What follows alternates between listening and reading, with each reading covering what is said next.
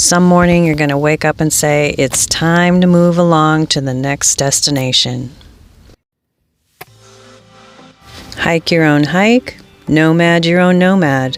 Experiment with the components of this unique lifestyle so you know what works for you, and then get out there and do it. It's not that big a deal, right? Pack up your stuff and hit the road.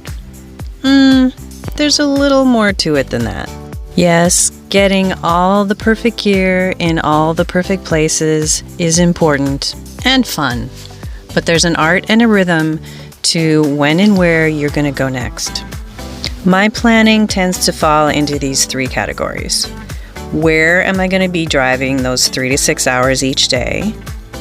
What are my plans A, B, and C for where I'm going to overnight each night? And what's the weather going to be like? Paper maps have been part of my planning arsenal because my brain loves them, and 2, technology can glitch out and not be available. My All Things Nomad notebook, you do have one, don't you? Also includes a page for apps. My favorite analog tool that I will not get on the road without is the handy pocket truck stop guide, available at truck stops. It also lists rest areas and what's available at those truck stops. Then I get my technology on. My go-to for driving out west is flatestroute.com.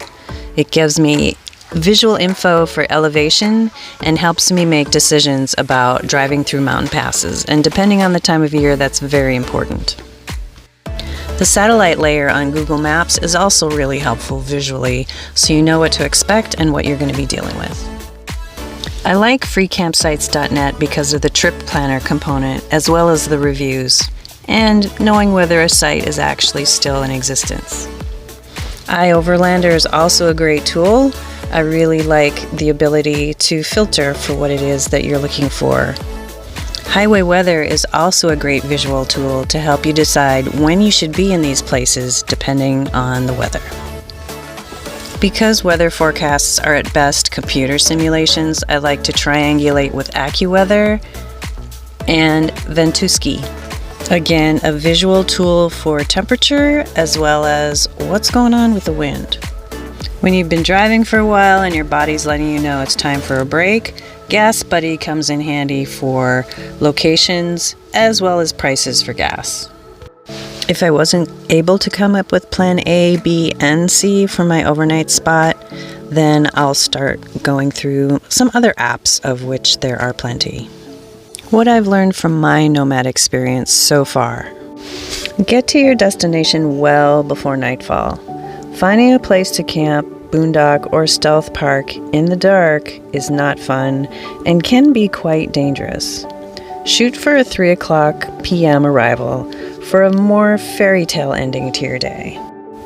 Everyone has their personal preferences for how detailed their plans are, or let's see what we find along the way. Same with how often you take breaks behind the wheel and how far you drive each day.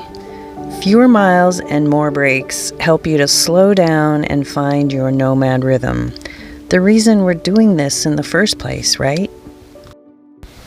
I've stayed in Walmart parking lots, assorted truck stops, a casino parking lot, BLM land, and paid and free camping areas. My budget requires less paid and more free, but there are times when a hotel room is a blessing for a nomad to regroup and take advantage of what civilization has to offer. Wherever you end up, leave it better than you found it. Give your brain the physical and emotional benefits of trying new things, and above all, have fun.